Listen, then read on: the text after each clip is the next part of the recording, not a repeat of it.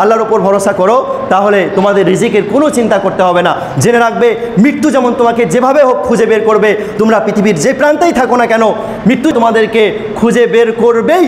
ঠিক সেভাবেই আল্লাহর কসম, আপনার ভাগ্যে, আপনার তাকদিরে যে রিজিক লেখা আছে, অতটা পরিমাণ রিজিক তোমাদেরকে খুঁজে বের করবেই, যেভাবে হোক খুঁজে বের করবে।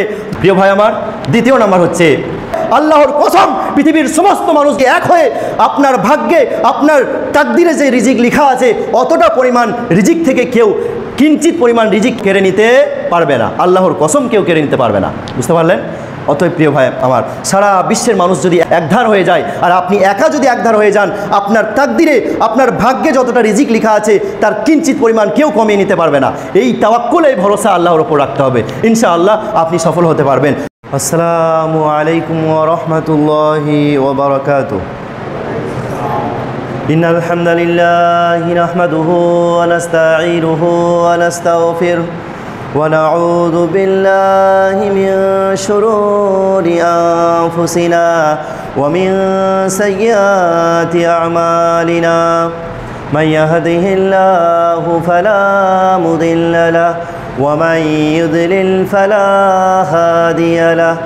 وأشهد أن لا إله إلا الله وحده لا شريك له وأشهد أن محمدًا عبده ورسوله.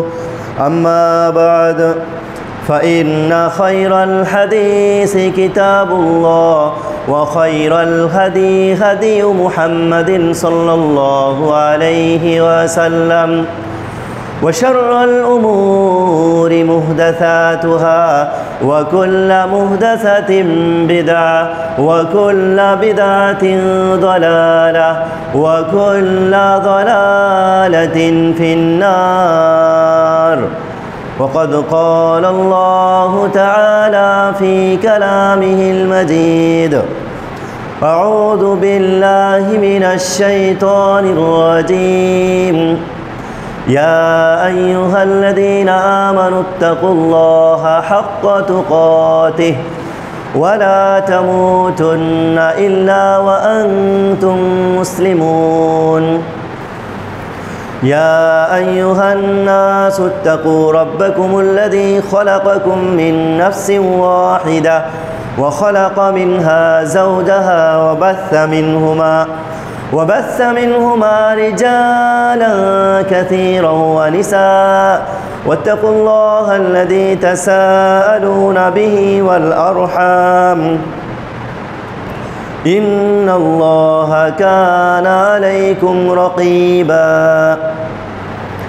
يا أيها الذين آمنوا اتقوا الله وقولوا قولا سديدا يصلح لكم أعمالكم ويغفر لكم ذنوبكم ومن يطع الله ورسوله فقد فاز فوزا عظيما. وقال الله سبحانه وتعالى في موضع آخر: ومن يتق الله يجعل له مخرجا ويرزقه من حيث لا يحتسب ومن يتوكل على الله فهو حسبه. وقال الله سبحانه وتعالى في موضع آخر: ومن يؤمن بالله يهدي قلبه. وقال الرسول الكريم صلى الله عليه وسلم: التقوى هاهنا ويسير إلى صدره 3 مرات. رواه مسلم. وقال رسول الله صلى الله عليه وسلم في موضع آخر: ألا إن في الجسد مضغة فإذا صلحت صلح الجسد كله وإذا فسدت فسد الجسد كله ألا وهي القلب. رواه البخاري. وقال الشاعر باللغة الأردية: वो नदी नदी नहीं जिस नदी में पानी नहीं, वह नदी नदी नहीं जिस नदी में पानी नहीं, वह इंसान कामिल नहीं जिसके दिल में खौफ इलाही नहीं. अला बिज़िक्रिल्लाहि तत्मइन्नुल क़ुलूब উপবিষ্ট ইসলাম প্রিয় ইসলাম দরদি ভাই সকল এবং পর্দার আড়ালে মা ও বোনেরা, সমস্ত প্রশংসা সেই মহান পাক রব্বুল ইজ্জাতের জন্যই, যার প্রশংসা করে শেষ করা যায়নি আর যাচ্ছে না এবং কিয়ামত পর্যন্ত যাবেও না। তাই তার অতি সংক্ষেপে প্রশংসা করি, সকলেই বলুন আলহামদুলিল্লাহ। অতঃপর নবী মুহাম্মদ রাসূলুল্লাহ সাল্লাল্লাহু আলাইহি ওয়াসাল্লাম, যিনি সারা বিশ্ববাসীর জন্য রহমত স্বরূপ এসেছিলেন, তাই তার ওপর বৃষ্টির মতো ঝরঝরিত রহমত বর্ষণ হোক। সকলেই বলুন আল্লাহুম্মা আমিন। আল্লাহুম্মা সাল্লি আলাইহি ওয়া বারিক আলাইহি। প্রিয় শ্রোতা মণ্ডলী, আজকে আমি আপনাদের সম্মুখে যে বিষয়টি নিয়ে আলোচনা করার জন্য উপস্থিত হয়েছি, সেটি হচ্ছে তাকওয়া এবং তাওয়াক্কুল। এ বিষয়ে বিস্তারিত দলিল প্রমাণ ও রেফারেন্স সহকারে আলোচনা করার চেষ্টা করব। ওয়ামা উরিদু ইল্লাল ইসলাহ ওয়ামা তৌফিকি ইল্লা বিল্লাহ। রব্বি ইশরাহ লি সাদরি ওয়া ইয়াসসির লি আমরি ওয়াহলুল উকদাতাম মিন লিসানি ইয়াফকাহু কওলি। প্রিয় শ্রোতা মণ্ডলী, সর্বপ্রথম আমরা তাকওয়া কাকে বলে এটা আমরা জানব। কেননা তাকওয়া এমন একটা জিনিস, যে তাকওয়া যদি আপনার এবং আমার মধ্যে থাকে, তাহলে আমাদের জীবনের সমস্ত সমস্যার সমাধান হয়ে যাবে। তাকওয়া যদি আমাদের মধ্যে থাকে, তাহলে আমরা মহান আল্লাহকে অর্জন করতে পারবো, তথা আল্লাহর সবথেকে প্রিয় বান্দা হতে পারবো। আমরা খুব সহজে আল্লাহর সন্তুষ্টি অর্জন করতে পারবো। অতএব তাকওয়া আমাদের মধ্যে থাকতে হবে। তাকওয়া এমন একটা বিষয়, যে তাকওয়া যদি আমাদের মধ্যে থাকে, তাহলে আমাদের যে কোনো সৎ আমল, যে কোনো ভালো কাজ মহান আল্লাহর নিকটে গ্রহণযোগ্য হবে, কবুল হবে। তাই তাকওয়া ইসলামে খুবই গুরুত্বপূর্ণ বিষয়। তাকওয়া কাকে বলা হয়? তাকওয়া শব্দের অর্থ হচ্ছে ভয়। তাকওয়া আল্লাহ মানে হচ্ছে আল্লাহর ভয়। তো আল্লাহর ভয় এটা আমাদের সকলের মধ্যে থাকতে হবে। কেননা একজন মানুষের কাছে সম্মানী ও প্রিয় সেটা হতে পারে শিক্ষার ভিত্তিতে, হতে পারে ডাক্তার হওয়ার ভিত্তিতে, হতে পারে মাস্টার হওয়ার ভিত্তিতে, অথবা হতে পারে উকিল ব্যারিস্টার হওয়ার ভিত্তিতে, অথবা এমনও হতে পারে যে সে ইঞ্জিনিয়ার, সেই ভিত্তিতে সে সম্মানী বা সে প্রিয়। মানুষের কাছে সম্মানী বা প্রিয় এজন্যও হতে পারে যে সে বড় পদ সমাজে লাভ করেছে, হয়তো সে সমাজের মরল, অথবা সে সমাজের নেতা মন্ত্রী, মোট কথা তার কাছে পাওয়ার আছে। তো মানুষের কাছে সম্মানী ও প্রিয় সেটা বিভিন্ন রকমভাবে। কিন্তু পৃথিবীর মানব জাতি অনেক মানুষ আছে, এই মানুষের মধ্যে সবথেকে প্রিয় আল্লাহর নিকটে সেই ব্যক্তি যার তাকওয়া আছে, তথা যার যত বেশি ভয় আছে, যে যত বেশি আল্লাহকে ভয় করেন, সে তত বেশি আল্লাহর কাছে প্রিয় ব্যক্তি। বুঝতে পারলেন? এমনটা নয় যে আপনি আলেম মাওলানা বা হাফিজ কারি, অথবা আপনি ইঞ্জিনিয়ার, ডক্টর বা উকিল ব্যারিস্টার, সেজন্য আপনি প্রিয়, এমনটা নয়। বরং আল্লাহর কাছে এমন ব্যক্তিও সবথেকে বেশি প্রিয় হতে পারেন, যে ব্যক্তি একেবারে নিঃস্ব, অসহায়, দরিদ্র, গরিব, তার কিছুই নেই। সে ব্যক্তি যদি আল্লাহকে সবথেকে বেশি ভয় করেন, তাহলে তিনিও একজন ধনী ব্যক্তির চেয়েও বেশি মহান আল্লাহর কাছে প্রিয় ব্যক্তি হতে পারেন, উত্তম ব্যক্তি হতে পারেন। তো মোট কথা সবই হবে আল্লাহর কাছে সবথেকে প্রিয় ব্যক্তি হবেন তাকওয়ার ভিত্তিতে। আল্লাহকে যে যত বেশি ভয় করবে, সে তত বেশি আল্লাহর কাছে প্রিয়। এগুলো কোনো মুখের কথা নয়, বরং এর দলিল আছে। আপনি যদি পড়েন পবিত্র গ্রন্থ আল কোরআন, সূরা নম্বর 49, সূরার নাম সূরাতুল হুজুরাত এবং আয়াত নম্বর 13, আল্লাহ সুবহানাহু ওয়া তাআলা তিনি বলেছেন, ইন্না আকরামাকুম ইনদাল্লাহি আতকাকুম। পূর্বে বলছেন, হে মানব সকল, আমি তোমাদেরকে একজন নারী ও একজন পুরুষ হতে সৃষ্টি করেছি। তারপরে আল্লাহ রাব্বুল আলামিন বলছেন, আমি তোমাদেরকে পৃথিবীর বিভিন্ন প্রান্তে ভাগ করে দিয়েছি, বিভিন্ন জেলায় জেলায়, বিভিন্ন গ্রামে গ্রামে। তারপর আল্লাহ সুবহানাহু ওয়া তাআলা বলছেন, জেনে রাখবে পৃথিবীতে যে এত মানুষ, ইন্না আকরামাকুম ইনদাল্লাহি আতকাকুম, নিশ্চয়ই আল্লাহর নিকটে সব থেকে প্রিয়, সব থেকে উত্তম ব্যক্তি সে যে আল্লাহকে বেশি ভয় করে। ইনদাল্লাহি আতকাকুম, যে আল্লাহর নিকটে বেশি পরেজগার, যে বেশি আল্লাহ ভীরু, যে মহান আল্লাহকে যত বেশি ভয় করবেন, সে তত বেশি আল্লাহর কাছে প্রিয় ব্যক্তি। যা আমরা সূরা আল হুজুরাত 49 নম্বর সূরা 13 নম্বর আয়াত থেকে সুস্পষ্টভাবে বুঝতে পারলাম। অতএব ইসলামে তাকওয়ার অনেক গুরুত্ব রয়েছে, তাই তাকওয়া আমাদের মধ্যে অবশ্যই থাকতে হবে। যে কোনো আমল, ভালো কাজ কবুল হওয়ার জন্য প্রয়োজন তাকওয়া। আল্লাহ সুবহানাহু ওয়া তাআলা তিনি তাকওয়ায় বেশি দেখে থাকেন। এরপরে যার যত বেশি তাকওয়া থাকবে, যার মধ্যে যত বেশি আল্লাহর ভয় থাকবে, একটাই ভালো কাজ, একটাই কর্ম, একটাই ইবাদত আমরা সকলেই করছি, কিন্তু সেই একটা কাজে নেকির পরিমাণ, সওয়াবের পরিমাণ কম বেশি হবে। তার মানে যার যত বেশি তাকওয়া সে তত বেশি নেকি ও সওয়াবের অধিকারী হবে। যেমন সহিহ মুসলিমের হাদিস আছে, রাসূলুল্লাহ সাল্লাল্লাহু আলাইহি ওয়াসাল্লাম বলেছেন, লা তাসুব্বু আসহাবি, তোমরা আমার সাহাবীদের গালি দিও না। ফাওয়াল্লাযী নাফসুম বিয়াদিহি, সেই সত্তার কসম, সেই আল্লাহর কসম যার হাতে আমার জীবন আছে, তোমরা যদি উহুদ পাহাড় সম পরিমাণ সোনা আল্লাহর রাস্তায় দান করো, আর সাহাবীরা যদি এক মুষ্টি সোনা আল্লাহর রাস্তায় দান করেন, তাহলেও কিন্তু তোমরা তাদের সমপরিমাণ নেকি ও সওয়াব অর্জন করতে পারবে না। তার মানে এই হাদিস থেকেও আমরা এই কথা সুস্পষ্টভাবে বুঝতে পারলাম যে আমাদের থেকে সাহাবীদের তাকওয়া ছিল অনেক উন্নত। সাহাবীদের তাকওয়া, সাহাবীদের আল্লাহর ভয় ভীতি অনেক বেশি ছিল।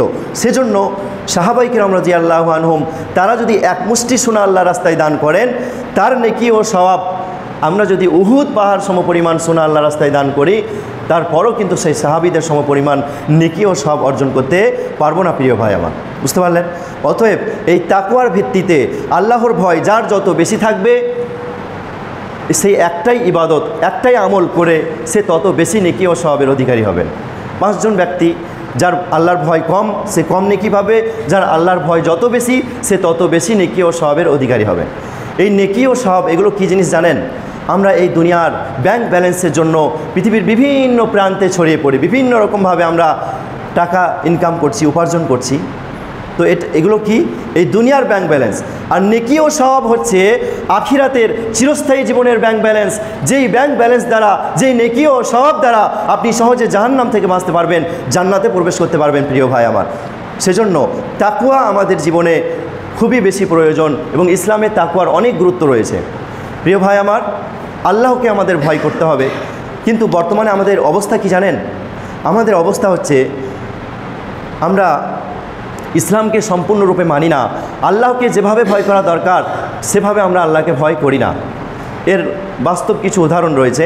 ধরেন, কোম্পানির একটা মালিক, আপনি তার আন্ডারে কাজ করছেন, হঠাৎ সেই কোম্পানির মালিকের মেয়ের বিবাহ। সেই বিবাহে দেখা গেল 15-20টি জিনিস একেবারে আবশ্যক, সেগুলো না হলে কিন্তু মেহমানদের, আত্মীয় স্বজন, কুটুম যারা আসবে তাদের আপ্যায়ন করতে পারবে না, খাবারের ব্যবস্থা হবে না। তো আপনি সেই মালিকের আন্ডারে কাজ করেন, আপনাকে লিখে দিয়েছে ফর্দর মধ্যে 20টি জিনিস, 20টি জিনিস। এখন আপনি সেই 20টি জিনিসের মধ্যে ধরেন 5টি জিনিস আনলেন আর 15টি জিনিস আনলেন না, তাহলে সেই পৃথিবীর মালিক আপনার ওপর কি খুশি হবেন? তার যে আত্মীয় স্বজনরা আসবে, তার মেয়ের বিবাহে যে মেহমানরা আসবে, তাদের আপ্যায়ন করতে পারবে না, তাদের খাবারের ব্যবস্থা করতে পারবে না। সেজন্য সেই মালিক, সেই দুনিয়ার মালিক আপনার ওপর খুশি হওয়া তো দূরের কথা, আপনার ওপর অনেক রাগান্বিত হবেন। ঠিক একইভাবে, ঠিক অনুরূপভাবে আল্লাহ সুবহানাহু ওয়া তাআলা তিনি আমাদেরকে ইসলামের মধ্যে, ইসলামের গণ্ডির ভিতরে যে সমস্ত কর্ম করার আদেশ দিয়েছেন, আমরা যদি সমস্ত কিছু না করি, কিছু করি এবং কিছু ছেড়ে দিই, যা নিজের সুবিধা মতো তা করছি আর যা নিজের সুবিধা মতো নয় তা ছেড়ে দিচ্ছি, তাহলে কিন্তু আমরাও সেই মালিকের মালিক, সেই আল্লাহ সুবহানাহু ওয়া তাআলার নিকটে আমরা প্রিয় হতে পারবো না। বুঝতে পারলেন? তথা আল্লাহ এবং আল্লাহ রসুল সাল্লাল্লাহু আলাইহি ওয়াসাল্লাম যা কিছু আদেশ করেছেন সমস্ত কিছু মেনে চলতে হবে, এবং যত সমস্ত কিছু থেকে আমাদের নিষেধ করেছেন তার সমস্ত কিছু থেকে আমাদের নিজেদেরকে বাঁচিয়ে রাখতে হবে, দূরে থাকতে হবে। তবে আমরা আল্লাহর কাছে প্রিয় ব্যক্তি হতে পারবো। আর এরই নাম তো হচ্ছে তাকওয়া। তাকওয়া হচ্ছে দুটি জিনিসের নাম। আর তাকওয়া হুয়াল ইজতিনাব মা নাহাল্লাহু ওয়া রাসূলুহু। 1 নম্বর হচ্ছে তাকওয়া হচ্ছে এমন জিনিসের নাম যে আল্লাহ এবং আল্লাহ রসুল সাল্লাল্লাহু আলাইহি ওয়াসাল্লাম যে জিনিস থেকে নিষেধ করেছেন তা থেকে নিজেকে বাঁচিয়ে রাখা, তা থেকে দূরে রাখার নামই হলো তাকওয়া। 2 নম্বর হচ্ছে ওয়াল ইত্তিবা মা আমারাল্লাহু ওয়া রাসূলুহু, এবং আল্লাহ ও তার রসুল সাল্লাল্লাহু আলাইহি ওয়াসাল্লাম যে জিনিসের আদেশ দিয়েছেন সেই সমস্ত আদেশগুলিকে, সমস্ত হুকুমগুলোকে মেনে চলার নামই হলো তাকওয়া। তার মানে আল্লাহ ও তার রসুল সাল্লাল্লাহু আলাইহি ওয়াসাল্লামের আদেশগুলির মধ্যে কিছু আদেশ আপনি মেনে চললেন যেগুলো আপনার সুবিধা মতো, তো সেক্ষেত্রে আপনি নিজের খেয়াল খুশির পূজারী, আপনি আল্লাহর ইবাদত উপাসনা করেন না, আল্লাহর পূজা করেন না, বরং আপনি নিজের খেয়াল খুশির পূজারী, সেজন্য আপনি আল্লাহর কাছে প্রিয় ব্যক্তি হতে পারেন না। ঠিক একইভাবে আল্লাহ এবং তার রসুল সাল্লাল্লাহু আলাইহি ওয়াসাল্লামের অনেক নিষেধাজ্ঞা আছে, আপনি সমস্ত নিষিদ্ধকৃত বিষয়গুলি থেকে আপনি বেঁচে থাকেন না, যা আপনার সুবিধা মতো তা থেকে বাঁচছেন। আর অনেক বিষয় আছে যাতে আপনি লিপ্ত রয়েছেন, অনেক হারাম বিষয়ে যেগুলো আল্লাহ এবং তার রসুল সাল্লাল্লাহু আলাইহি ওয়াসাল্লাম নিষেধ করেছেন, তারপরও আপনি তাতে লিপ্ত। তো সেক্ষেত্রেও কিন্তু আপনি আল্লাহর নিকটে প্রিয় ব্যক্তি হতে পারবেন না। অতএব তাকওয়ার বিষয়টা বুঝতে পারলেন, মালিকের সমস্ত কিছু মেনে চলতে হবে এবং মেনে চলার চেষ্টা করতে হবে। হ্যাঁ, আপনি আমি মানুষ ভুলের ঊর্ধ্বে নয়, আমরা অনেক প্রচেষ্টা করার পরও যেগুলো দু একটা বিষয় ছুটে যাবে, ইনশাআল্লাহ আল্লাহর কাছে মাফ চাইলে আল্লাহ ক্ষমা করে দেবেন। কিন্তু এমনটা নয় যে আপনি উদাসীন বেখবর আল্লাহ ও তার রসুল সাল্লাল্লাহু আলাইহি ওয়াসাল্লামের সমস্ত কিছুকে আপনি মানবেন না, নিজের সুবিধা মতো মানবেন আর কিছু ছেড়ে দেবেন, এমনটা হলে চলবে না প্রিয় ভাই আমার। আপনার এবং আমার বর্তমান অবস্থা, বর্তমান পরিস্থিতি কি, আমি সেটা একটা বাস্তব উদাহরণ দিয়ে বোঝাই। আপনারা জ্ঞানী ব্যক্তি, বাস্তব উদাহরণ দিলে ইসলামকে সহজে বুঝতে পারবেন।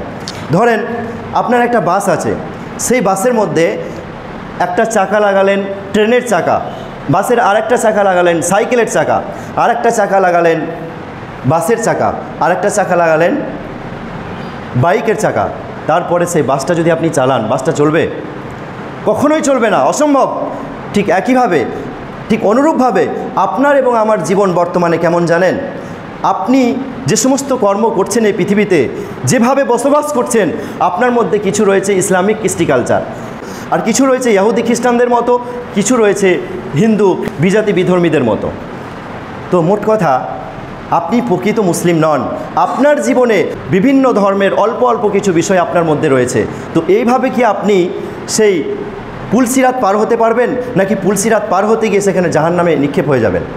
অতএব প্রিয় ভাই আমার, আপনি এই ধরনের গাড়ি নিয়ে জান্নাতে প্রবেশ করতে পারবেন না, জাহান্নাম থেকে দূরে সরে যেতে পারবেন না। তাই আসুন আমরা প্রকৃত মুসলিম হব, আমরা মুত্তাকি পরেজগার হব, আল্লাহকে ভয় করব। তাহলে ইনশাআল্লাহ আমরা মহান আল্লাহর নিকটে সব থেকে বেশি প্রিয় ব্যক্তি হতে পারবো। আমাদের মধ্যে যদি তাকওয়া থাকে তাহলে লাভ কি হবে, এর উপকার কি হবে? প্রথমে আমি বলেছি যে আমাদের মধ্যে তাকওয়া থাকলে আমরা আল্লাহর কাছে প্রিয় ব্যক্তি হতে পারবো। তাকওয়া হলে আমরা আল্লাহর সন্তুষ্টি অর্জন করতে পারবো। আমাদের মধ্যে তাকওয়া থাকলে যে কোনো ভালো কর্ম আল্লাহর নিকটে গ্রহণযোগ্য হবে। আমাদের মধ্যে যদি তাকওয়া থাকে তাহলে আমাদের জীবনের সমস্ত সমস্যার সমাধান আমরা পেয়ে যাব বা সহজে সমাধান হয়ে যাবে। দলিল, আল্লাহ সুবহানাহু ওয়া তাআলা তিনি পবিত্র গ্রন্থ আল কুরআন সূরা তলাক, সম্ভবত সূরা নম্বর 65 এবং আয়াত নম্বর 2 ও 3 বলেছেন। সূরা তলাক আয়াত নম্বর 2 ও 3। সুবহানাল্লাহ, কত সুন্দর কথা। আল্লাহ রাব্বুল আলামিন বলছেন, ওয়া মান ইয়াত্তাকিল্লাহা ইয়াজআল লাহু মাখরাজা। যে ব্যক্তি আল্লাহ সুবহানাহু ওয়া তাআলাকে ভয় করবেন, আল্লাহ রাব্বুল আলামিন তার যে কোনো সমস্যার পথকে সুগম করে দেবেন, সহজ সরল করে দেবেন, সমাধান করে দেবেন। বুঝতে পারলেন? অতএব আপনি যতই কঠিন পরিস্থিতির ওপর থাকেন না কেন, যদি আপনার মধ্যে তাকওয়া থাকে, আল্লাহর ভয়ভীতি থাকে, আপনার মধ্যে যদি পরেজগারি থাকে, তাহলে ইনশাআল্লাহ আপনার সমস্ত জটিল থেকে জটিল বড় বড় সমস্যাকে মহান আল্লাহ দূর করে দেবেন। বলুন আলহামদুলিল্লাহ। অতএব প্রিয় ভাই আমার, আপনার এবং আমার মধ্যে তাকওয়া থাকতে হবে। তাকওয়া ইসলামে খুবই গুরুত্বপূর্ণ বিষয়। তাকওয়া থাকলে আপনার এবং আমার উপকার কি হবে আরও একটু লক্ষ্য করুন। আপনি যদি পড়েন সূরাতুন নাজিয়াত আয়াত নম্বর 40 ও 41, আল্লাহ সুবহানাহু ওয়া তাআলা বলেছেন, ওয়া আম্মা মান খাফা মাকামা রাব্বিহি ওয়া নাহান নাফসা, ওয়া আম্মা মান খাফা, যে ব্যক্তি আল্লাহ সুবহানাহু ওয়া তাআলাকে ভয় করবে, ওয়া নাহান নাফসা আনিল হাওয়া, এবং সে নিজের নাফসকে বুরাই থেকে বাঁচাবে, খারাপ থেকে বাঁচাবে, মন্দ কর্মগুলি থেকে বাঁচাবে, ফা ইন্নাল জান্নাতা হিয়াল মাওয়া। আল্লাহ সুবহানাহু ওয়া তাআলা বলছেন যে তার জন্য তার বাসস্থান হবে কি? জান্নাত। তার জন্য জান্নাত তৈরি রয়েছে। অতএব প্রিয় ভাই আমার, আপনি যদি আল্লাহকে ভয় করেন তাহলে আপনার ঠিকানা হবে জান্নাত, যা আপনি সুস্পষ্টভাবে সূরাতুন নাজিয়াত আয়াত নম্বর 40 ও 41 থেকে বুঝতে পারলেন। আপনি যদি 55 নম্বর সূরা সূরাতুর রহমান এবং আয়াত নম্বর 46 পড়েন তাহলে বুঝতে পারবেন। আল্লাহ সুবহানাহু ওয়া তাআলা বলেছেন, ওয়ালিমান খাফা মাকামা রাব্বিহি জান্নাতান।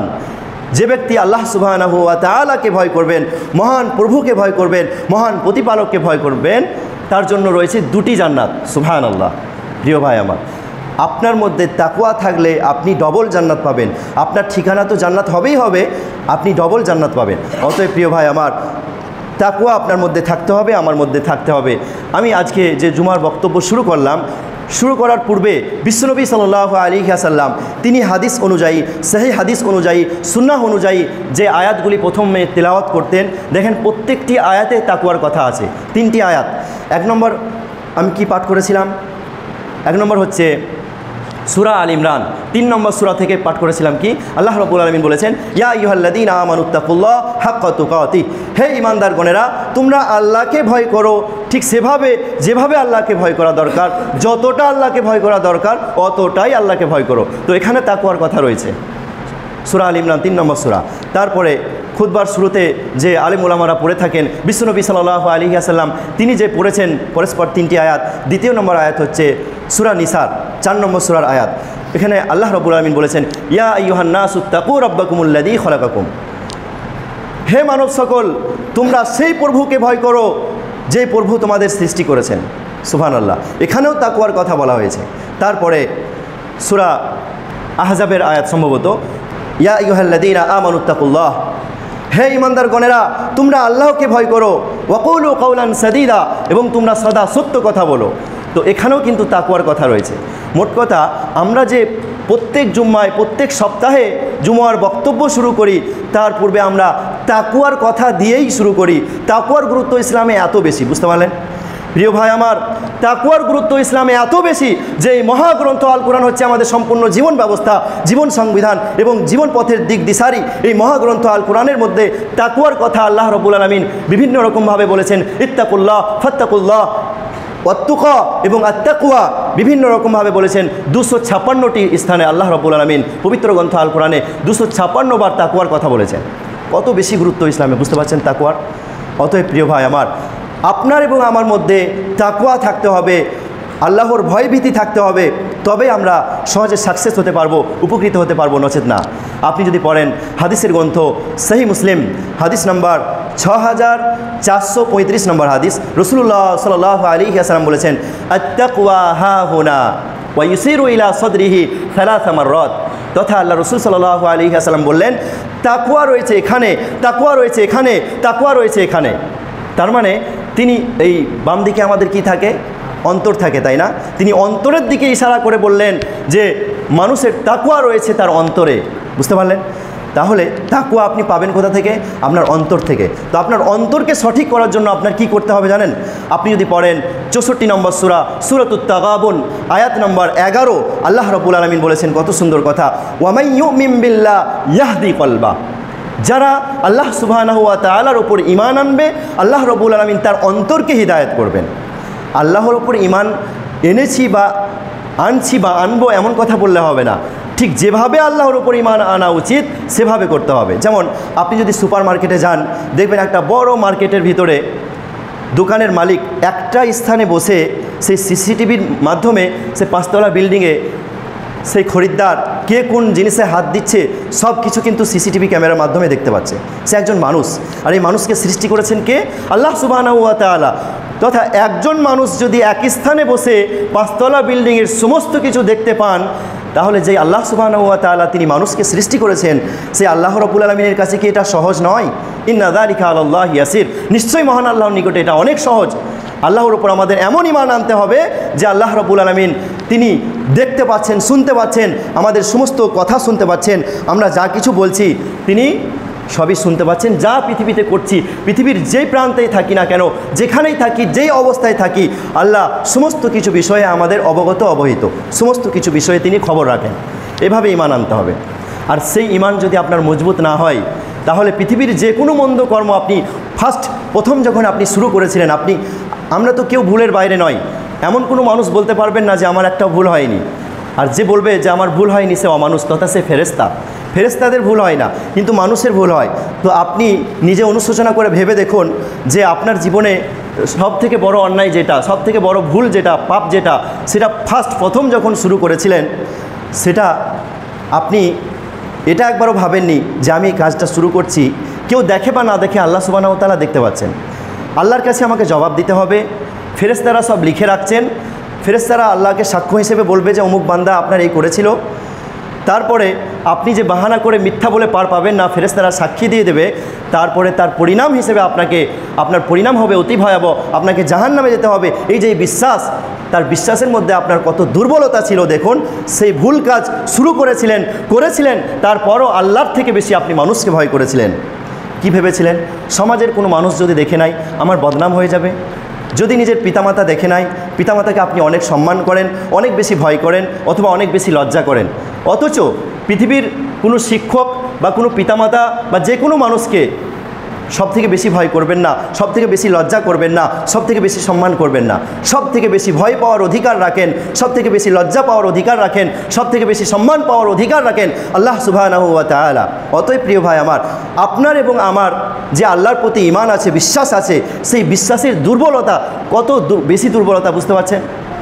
যে আমরা মানুষকে ভয় করে, মানুষকে লজ্জা করে, মানুষকে সম্মান করে আমরা মানুষের সামনে সেই কাজটা করিনি। আপনি বলেন, নিজের বুকে হাত দিয়ে বলতে পারবেন যে সেটা আপনি কোনো সম্মানী ব্যক্তির সামনে করেছিলেন কাজটা? না, কখনোই না। আপনার জীবনের বড় অপরাধ আপনি লুকিয়ে করেছিলেন, অথচ সেটা আল্লাহ রাব্বুল আলামিন তিনি সবই জানেন, আপনি টেরই পাননি। প্রিয় ভাই আমার, সূরা মারিয়াম সম্ভবত 19 নম্বর সূরা, আল্লাহ সুবহানাহু ওয়া তাআলা তিনি জাকারিয়া নবীকে কি বলছেন জানেন? ইয়া জাকারিয়া, হে জাকারিয়া নবী, ইন্না নুবাশশিরুকা বিগুলামিন, আমি আপনাকে একটা সন্তান হওয়ার সুসংবাদ দিচ্ছি।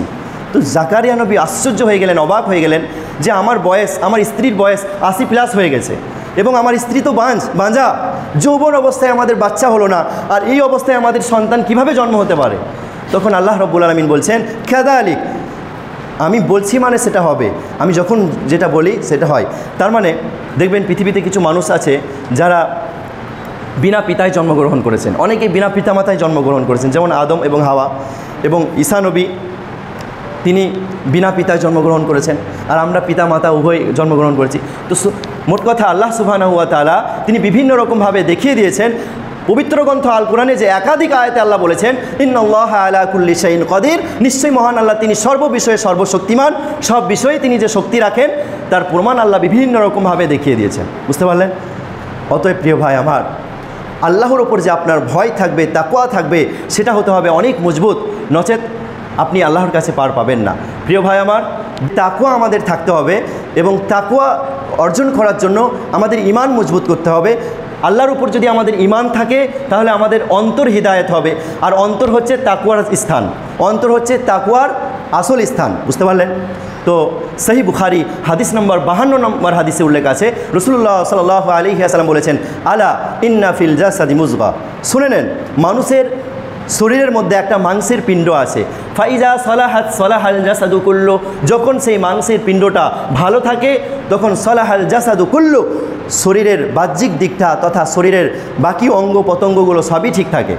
ওয়াইদা ফাসাদাত ফাসাদাল জাসাদু কুল্লু, আর যখন সেই শরীরের মাংসের পিণ্ডটা কি হয়ে যায়, বেঁকে যায়, টেরে যায় বা খারাপ হয়, তখন শরীরের বাহ্যিক দিকটা তথা শরীরের বাকি অঙ্গ প্রত্যঙ্গগুলো কি হয়ে যায়, বেঁকে যায়, টেরে যায়, সেগুলোও মন্দ পথে হাঁটতে শুরু করে। রাসূলুল্লাহ সাল্লাল্লাহু আলাইহি ওয়াসাল্লাম বলছেন, আলা শুনে নাও, ওয়াহিয়াল কলব, সেটা হচ্ছে অন্তর, সেটা হচ্ছে কি, মানুষের অন্তর। সেই বুখারী হাদিস নম্বর 52। অতএব প্রিয় ভাই আমার, আপনার ঈমান যদি আল্লাহর ওপর মজবুত থাকে, যেভাবে আল্লাহকে ভয় করা দরকার, যেভাবে আল্লাহর ওপর বিশ্বাস রাখা দরকার, যেভাবে আল্লাহর ওপর ঈমান রাখা দরকার, সেভাবে যদি থাকে তাহলে আপনার অন্তর হিদায়াত হবে। আর আপনার অন্তর যদি হিদায়াত হয়ে যায় তাহলে কি হয়ে যাবেন, আপনার মধ্যে তাকওয়া থাকবে, এটা সব থেকে বড় প্রমাণ। বুঝতে পারলেন? অতএব তাকওয়া অর্জন করার জন্য আপনার অন্তরকে হিদায়াত করতে হবে, আর অন্তরকে হিদায়াত করতে হলে আল্লাহর ওপর যে ঈমান মজবুত সেটা রাখতে হবে। যেমন সুনান আবি দাউদ কেমনভাবে রাখতে হবে, সাহাবীদের জীবন যে আমাদের জন্য উত্তম আদর্শ, রাসূলুল্লাহ সাল্লাল্লাহু আলাইহি ওয়াসাল্লামের জীবন যে আমাদের জন্য উত্তম আদর্শ, তার একটা হাদিস বলি তাহলে বুঝতে পারবেন। সুনান আবি দাউদ হাদিস নম্বর 1091, রাসূলুল্লাহ সাল্লাল্লাহু আলাইহি ওয়াসাল্লাম তিনি জুমার খুতবা দিচ্ছিলেন, সেই বক্তব্য চলা অবস্থায় সাহাবী আব্দুল্লাহ ইবনে মাসউদ রাদিয়াল্লাহু তাআলা আনহু তিনি মসজিদে প্রবেশ করছিলেন, আর ঠিক সেই সময় রাসূলুল্লাহ সাল্লাল্লাহু আলাইহি ওয়াসাল্লাম 2-1 ব্যক্তিকে দাঁড়িয়ে থাকতে দেখে তিনি বললেন, তোমরা বসে যাও। তখন ঘটনা চক্রান্তে ঠিক সেই সময়ই সাহাবী আব্দুল্লাহ ইবনে মাসউদ রাদিয়াল্লাহু আনহু তিনি মসজিদের গেটে ঢুকছিলেন, মসজিদে প্রবেশ করার জন্য মসজিদে গেটের ভিতরে পা রেখেছেন, তিনি সেখানেই বসে গেলেন। তখন এই দৃশ্য দেখে বিশ্বনবী সাল্লাল্লাহু আলাইহি ওয়াসাল্লাম সাহাবী আব্দুল্লাহ ইবনে মাসউদ রাদিয়াল্লাহু আনহুকে বললেন, তাআল ইয়া আব্দুল্লাহ, হে হাদিসের শব্দে এভাবে উল্লেখ আছে, হে আব্দুল্লাহ ইবনে মাসউদ, তুমি মসজিদের ভিতরে এসে বসো। বুঝতে পারলেন? এখন কথা হচ্ছে যে একজন সাহাবী আব্দুল্লাহ ইবনে মাসউদ রাদিয়াল্লাহু আনহু, তার কি প্রয়োজন ছিল যে তিনি মসজিদের গেটে সেখানেই বসে যাবেন? অথচ মানুষ মসজিদে প্রবেশ করে মসজিদ থেকে বের হয়, সেজন্য যেহেতু সেখানে প্রবেশ করে ও মসজিদ থেকে বের হয়, সেখানে নোংরা ধুলোবালি থাকাটাই স্বাভাবিক, তারপরও সেখানেই বসে গেলেন। কারণটা কি? এর মূল রহস্যটা কি? কারণ হচ্ছে কি জানেন? রাসূলুল্লাহ সাল্লাল্লাহু আলাইহি ওয়াসাল্লাম বলেছেন তোমরা বসে যাও। তার মানে এই অর্ডার, এই আদেশ, এই নির্দেশ পালন করতে যাতে আমার 1 সেকেন্ডও লেট না হয়, বিলম্ব না হয়, এই ছিল সাহাবায়ে কিরাম রাদিয়াল্লাহু আনহুমগণের ঈমান। বুঝতে পারছেন? সুবহানাল্লাহ, তাদের ঈমান কত মজবুত ছিল। আল্লাহ রাসূল সাল্লাল্লাহু আলাইহি ওয়াসাল্লাম তিনি এই হাদিসে কথা বলেননি যে তোমরা যেখানে আছো সেখানেই বসে যাও, এই কথা বলেননি, বরং তিনি 2-1 ব্যক্তিকে দাঁড়িয়ে থাকতে দেখে তাদেরকে বলেছিলেন যে তোমরা বসে যাও। আর ঠিক সেই সময় সাহাবী আব্দুল্লাহ ইবনে মাসউদ রাদিয়াল্লাহু আনহু তিনি মসজিদে প্রবেশ করছিলেন, তিনি মসজিদের গেটেই বসে গেলেন, যাতে আল্লাহ রাসূল সাল্লাল্লাহু আলাইহি ওয়াসাল্লামের হুকুম মানতে, বিশ্বনবী সাল্লাল্লাহু আলাইহি ওয়াসাল্লামের আদেশ মানতে 1 সেকেন্ডও বিলম্ব না হয়, 1 সেকেন্ডও লেট না হয়, সঙ্গে সঙ্গে মেনে চলেছিলেন সাহাবায়ে কিরাম রাদিয়াল্লাহু আনহুম বিশ্বনবী সাল্লাল্লাহু আলাইহি ওয়াসাল্লামের আদেশগুলিকে, আল্লাহর আদেশগুলিকে। সেজন্যই না আল্লাহ রাসূল সাল্লাল্লাহু আলাইহি ওয়াসাল্লাম বলেছেন যে তোমরা আমার সাহাবীদের গালি দিও না। তোমরা যদি উহুদ পাহাড় সমপরিমাণ সোনা আল্লাহর রাস্তায় দান করো, তারপরও সেই সাহাবীদের সমপরিমাণ নেকিও সব অর্জন করতে পারবে না যদি সাহাবীরা 1 মুষ্টি সোনা দান করে। প্রিয় ভাই আমার, বুঝতে পারলেন সাহাবীদের মর্যাদা কত বেশি? কেন? সেই তাকওয়ার ভিত্তিতে তারা এই আল কোরআনকে বুঝে তারা নিজের জীবনে বাস্তবায়ন করেছেন, তাকওয়া ভয় ভীতি অর্জন করেছেন। যেমন সহিহ বুখারী মুসলিমের হাদিসে উল্লেখ আছে রাসূলুল্লাহ সাল্লাল্লাহু আলাইহি ওয়াসাল্লামের ভয় ভীতি আমাদের থেকে এত বেশি ছিল, কারণ আল্লাহ রাসূল সাল্লাল্লাহু আলাইহি ওয়াসাল্লাম তিনি ইসলাম সম্পর্কে যত বেশি গভীর জ্ঞান রাখতেন, আমাদের অত জ্ঞান নেই। আল্লাহ রাসূল সাল্লাল্লাহু আলাইহি ওয়াসাল্লাম তিনি আল্লাহর শাস্তি সম্পর্কে এত বেশি জ্ঞান রাখেন যে আল্লাহর শাস্তি, আল্লাহর আযাব সম্পর্কে আমাদের অত বেশি জ্ঞান নেই। সেই কিয়ামতের ভয়াবহতা সম্পর্কে আল্লাহ রাসূল সাল্লাল্লাহু আলাইহি ওয়াসাল্লামের এত গভীর জ্ঞান আছে যে বিষয়ে আমাদের অত জ্ঞান নেই। প্রিয় ভাই আমার, এজন্য সহিহ বুখারী মুসলিমের হাদিস রাসূলুল্লাহ সাল্লাল্লাহু আলাইহি ওয়াসাল্লাম বলেছেন, ওয়াল্লাহ, আল্লাহর কসম, আল্লাহর কসম, লাউ তা'লামুনা মা আ'লামু, আমি যা জানি তোমরা যদি তা জানতে তাহলে লা বাকাইতুম কাসীরান ওয়া লা দাহাকতুম কালীলা, অবশ্যই অবশ্যই তোমরা বেশি বেশি কান্না করতে এবং কম হাসতে। তো আল্লাহ রাসূল সাল্লাল্লাহু আলাইহি ওয়াসাল্লাম সেই পরকালের, সেই কিয়ামতের দিনের ভয়াবহতাকে স্মরণ করে, জাহান্নামের সেই তাপমাত্রাকে স্মরণ করে, আল্লাহর শাস্তিকে স্মরণ করে, সেই চিরস্থায়ী জীবনের কঠিনতাকে স্মরণ করে এত বেশি কান্না করতেন, এত বেশি কান্না করতেন যে রাসূল সাল্লাল্লাহু আলাইহি ওয়াসাল্লাম বলছেন যে আমি যা জানি তোমরা যদি তা জানতে তাহলে তোমরা বেশি বেশি কান্না করতে এবং কম হাসতে। বুঝতে পারলেন? অতএব প্রিয় ভাই আমার, আসুন আমরা আমাদের মধ্যে তাকওয়া রাখবো, ভয় ভীতি রাখবো। আল্লাহর ভয় ভীতি আমাদের মধ্যে অনেক বেশি বাড়াতে হবে, অনেক বেশি বাড়াতে হবে। যত বেশি আপনার মধ্যে তাকওয়া থাকবে তত বেশি আপনি আল্লাহর কাছে প্রিয় ব্যক্তি হতে পারবেন ইনশাআল্লাহ। এরপরে আমি বলবো তাওয়াক্কুল। তাওয়াক্কুল সংক্ষিপ্তভাবে ছেড়ে দেবো ইনশাআল্লাহ। তাওয়াক্কুল শব্দের অর্থ হচ্ছে ভরসা। তাওয়াক্কুল আলাল্লাহ মানে আল্লাহর ওপর ভরসা। আল্লাহর ওপর ভরসা কিভাবে রাখতে হবে? রাসূলুল্লাহ সাল্লাল্লাহু আলাইহি ওয়াসাল্লাম তিনি একটা হাদিস থেকে উদাহরণ দিয়েছেন। তার পূর্বে সূরা তালাক আয়াত নম্বর 3 আল্লাহ রাব্বুল আলামিন বলেছেন যে ওয়ামাই ইয়াতাওয়াক্কালা আলাল্লাহ, যে ব্যক্তি আল্লাহর ওপর ভরসা করবে ফাহুয়া হাসবু, আল্লাহ তার জন্য যথেষ্ট। সুবহানাল্লাহ, যে ব্যক্তি আল্লাহর ওপর ভরসা করবে আল্লাহ তার জন্য কি যথেষ্ট। তো আপনার মধ্যে যদি তাওয়াক্কুল ভরসা থাকে তাহলে আপনি সহজে রিজিক পাবেন, আপনার রুজি রোজগার আল্লাহ বাড়িয়ে দেবেন। আর আপনার মধ্যে যদি তাওয়াক্কুল তাকওয়া না থাকে, আল্লাহর ভয়ভীতি না থাকে, তাহলে কিন্তু আপনার রুজি সংকীর্ণ হয়ে আসবে, আপনি রুজি থেকে বঞ্চিত হবেন, আল্লাহর অনুগ্রহ দয়া রহমত থেকে বঞ্চিত হবেন। তাই আসুন আমাদের মধ্যে তাকওয়া এবং তাওয়াক্কুল রাখবো ইনশাআল্লাহ। তো তাওয়াক্কুল হলো আল্লাহর ওপর ভরসা। সেটা এই যে আয়াতে আল্লাহ বললেন যে ব্যক্তি আল্লাহর ওপর ভরসা করবে আল্লাহ তার জন্য যথেষ্ট। তো আল্লাহর ওপর ভরসা কিভাবে করতে হবে সেটা আমাদের জামে তিরমিজি হাদিস নম্বর 2344 দ্বারা আমাদের সুস্পষ্টভাবে জানিয়ে দিয়েছেন। রাসূলুল্লাহ সাল্লাল্লাহু আলাইহি ওয়াসাল্লাম বলছেন লাউ তাওয়াক্কালুনা আলাল্লাহি হাক্কা তাওয়াক্কুলি, তোমরা যদি আল্লাহর ওপর সেভাবে তাওয়াক্কুল করতে, ভরসা করতে যেভাবে আল্লাহর ওপর ভরসা করা দরকার, তাহলে কি হতো? লা রুজিকতুম কামা তারজুকুত তয়ের, তাহলে অবশ্যই তোমাদের রিজিক দেওয়া হতো, খাদ্য দেওয়া হতো সেভাবে যেভাবে পাখিদের খাদ্য দেওয়া হয়। পাখিদের কেমনভাবে খাদ্য দেওয়া হয়? রাসূলুল্লাহ সাল্লাল্লাহু আলাইহি ওয়াসাল্লাম এই হাদিসের শেষাংশে বলছেন যে তাকদু খিমাসাও ওয়া তারুহু বিতানা, তারা সকালবেলায় খালি পেটে বের হয় এবং সন্ধ্যেবেলায় ভরা পেটে ফিরে আসে। সব থেকে আশ্চর্যজনক কথা হলো যে পাখিরা সকালবেলায় যে খালি পেটে বের হয়ে যায় এবং সন্ধ্যেবেলায় যে ভরা পেটে ফিরে আসে, তারা কিন্তু কোনো খাবার সঞ্চয় করে আনে না যে আগামীকাল আবার আমরা এই খাবারটুকু খাবো। মানে আল্লাহর উপর কত ভরসা, বুঝতে পারছেন? অথচ আমরা অল্প কিছু রেখে দিই, অনেক ব্যাংক ব্যালেন্স তৈরি করছি যা কালকে খাবার পাবো কি পাবো না, কালকে আমাদের রুজির ব্যবস্থা হবে কি হবে না, বিভিন্ন রকমভাবে আমরা জমাচ্ছি, তাই না? কিন্তু পাখিদের কত বেশি মানে আল্লাহর উপর ভরসা। এজন্য রাসূলুল্লাহ সাল্লাল্লাহু আলাইহি ওয়াসাল্লাম পাখির উদাহরণ দিয়েছেন যে পাখিরা যেভাবে আল্লাহর উপর ভরসা করে, সেভাবে যদি তোমরা আল্লাহর উপর ভরসা করো তাহলে তোমাদের রিজিকের কোনো চিন্তা করতে হবে না। জেনে রাখবে মৃত্যু যেমন তোমাকে যেভাবে হোক খুঁজে বের করবে, তোমরা পৃথিবীর যে প্রান্তেই থাকো না কেন, মৃত্যু তোমাদেরকে খুঁজে বের করবেই। ঠিক সেভাবে আল্লাহর কসম, আপনার ভাগ্যে আপনার তাকদিরে যে রিজিক লেখা আছে অতটা পরিমাণ রিজিক তোমাদেরকে খুঁজে বের করবেই, যেভাবে হোক খুঁজে বের করবে। প্রিয় ভাই আমার, দ্বিতীয় নাম্বার হচ্ছে আল্লাহর কসম, পৃথিবীর সমস্ত মানুষকে এক হয়ে আপনার ভাগ্যে আপনার তাকদিরে যে রিজিক লেখা আছে অতটা পরিমাণ রিজিক থেকে কেউ কিঞ্চিত পরিমাণ রিজিক কেড়ে নিতে পারবে না। আল্লাহর কসম কেউ কেড়ে নিতে পারবে না, বুঝতে পারলেন? অতএব প্রিয় ভাই আমার, সারা বিশ্বের মানুষ যদি একধার হয়ে যায় আর আপনি একা যদি একধার হয়ে যান, আপনার তাকদিরে আপনার ভাগ্যে যতটা রিজিক লেখা আছে তার কিঞ্চিত পরিমাণ কেউ কমিয়ে নিতে পারবে না। এই তাওয়াক্কুল, এই ভরসা আল্লাহর ওপর রাখতে হবে। ইনশাআল্লাহ আপনি সফল হতে পারবেন। পরিশেষে আল্লাহর কাছে দোয়া করি, হে আল্লাহ, তুমি আমাদের সকলকে তোমার ওপর কঠিন ভয় করার এবং তোমার উপর তাওয়াক্কুল তথা সঠিক ভরসা করার তৌফিক দাও। আমিন। আকুলু কাউলি হাদা আস্তাগফিরুল্লাহ লি ওয়া লাকুম ওয়া লিসাইরিল মুসলিমিন। আমিন।